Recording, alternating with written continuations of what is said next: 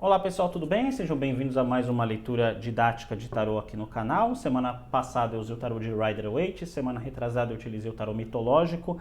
Essa semana eu estou utilizando aqui o tarô mitológico, estou aqui olhando para a tela para enquadrar para vocês, o tarô mitológico novo. É o mesmo livro, o mesmo conteúdo, mas as cartas são repintadas. Eu gosto de tarô, mas eu prefiro o tarô mitológico original. Mas a gente vai usando tarôs diferentes aqui. Não prometo que eu vou usar todo vídeo de leitura didática um tarô diferente. Vou repetir, obviamente, os que eu uso mais. Mas vamos embora, né? A pergunta de hoje é de uma mulher, que eu não vou falar o nome dela, porque eu sempre faço essa ressalva, eu mantenho em sigilo o nome da pessoa, mas se você quer que eu fale seu nome, coloque lá o nome, a data de nascimento, a pergunta e fala, pode falar meu nome se você quiser. Eu prefiro não dizer para preservar a pessoa, né? E ela manda essa pergunta, não falo com o meu irmão porque ele me fez muito mal quando éramos crianças, carrego traumas, cicatrizes mentais até hoje. Vai ser justo que eu peça aos meus pais para deixarem o sítio da família em meu nome, já que ele me causou tantos estragos? Complexa essa questão, né? Porque a gente está falando de herança, de família, do que é ser justo, né? Vamos lá. Detalhe, a vida toda tentei perdoar, ajudei ele de várias maneiras, mas hoje me arrependo, pois ele nunca mereceu, né? Vamos lá. Primeiro, você é uma pessoa que vai atender ela. Você não é uma pessoa que serve, que tem a função de comprar a briga dela e comprar a posição e tomar o partido dela. Ou seja, nós não temos uma posição onde a gente tem a autoridade de dizer se ele mereceu ou não, se é justo ou não é justo. Então, se ela, por exemplo, se eu estou atendendo ela lá no online, ela está falando comigo, ela está contando essa história, as emoções vão vir para mim e eu vou ser tentado a tomar a posição dela, ouvir a situação e falar, não, de fato ele foi injusto, de fato ele não merece, isso vai contaminar sua percepção na leitura.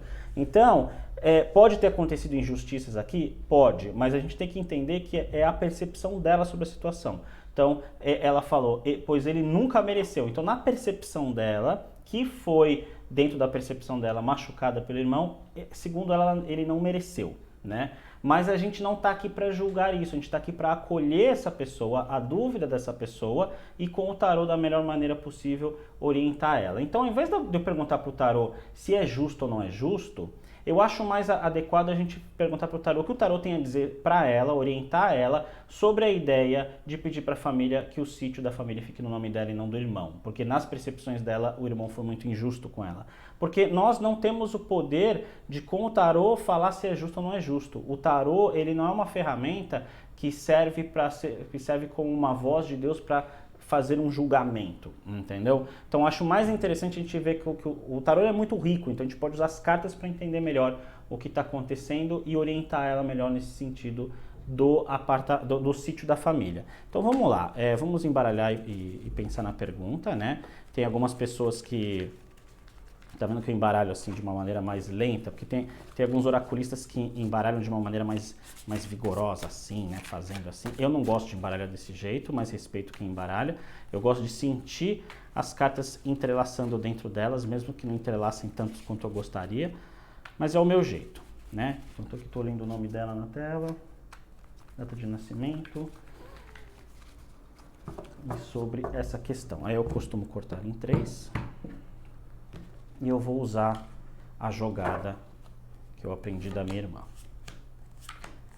Que não tem nome, e quando eu pus no meu curso eu falei disso, que não tem nome essa jogada. Eu vou enquadrar agora, certo? Então vamos lá.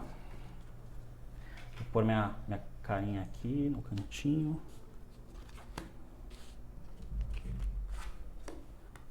Isso aqui vai ser uma leitura um pouco mais rápida, porque eu estou com o tempo corrido, tá bom, gente? Eu peço desculpas que essa leitura didática não vai ser com tanto tempo. Eu peço desculpas também para a moça que mandou a pergunta, mas eu quero responder. Vamos lá, você está vendo que aqui ela está ligada na questão financeira, o rei de ouros, e está com o 4 de ouros ali com uma situação meio que de bloqueio da situação material. Então ela não está muito segura em lidar com isso, porque vai lidar com questões materiais, com dinheiro, isso mexe muito com as pessoas, né? Estou enquadrando aqui as cartas, né? Então, tá com certo receio sobre isso. Aqui a pergunta, aqui a pergunta da resposta, essas posições elas representam o ambiente da resposta e aqui a resposta principal. Então a gente vê pessoas, provavelmente é pai e mãe ou membros da família, porque é carta de rainha e de rei, né? E a gente está falando de família. Então olha como é interessante adaptar essas cartas para um ambiente familiar. Então muito provavelmente está falando de pai e mãe ou herdeiros da família que vai conversar e eles vão pensar de maneira crítica e analítica, né? E aqui existe um ambiente de insatisfação do que poderia ser, do como foi as coisas, do como as coisas podem ser diferentes e tal, ou seja, propostas de ideias frente a um ambiente. É que assim, eu não sei qual o nível de a gente não pode julgar o pedido dela, porque a gente não sabe o nível de atuação que esse irmão teve para ela. Porque as cartas estão falando de uma maneira positiva a ideia dela. Então, por exemplo, o 6 de ouros envolve, é o momento em que Dédalo pergunta para Midas, né? Midas?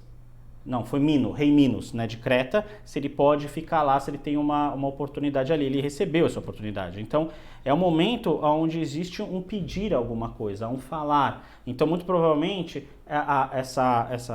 o tarô está falando que ela tem que ter uma conversa muito franca com a família. Mas, não é só, é uma coisa assim, bem do tipo... Aconteceu isso, eu me sinto dessa forma e eu queria perguntar para vocês o que vocês acham justo. Então não é para perguntar para o tarô o que acha justo, o tarô está falando para ela perguntar para a família o que eles acham justos, porque a rainha e o rei de espadas envolvem muito o ideal, tanto que o rei de espadas segura a balança. Então são pessoas que vão tomar as decisões.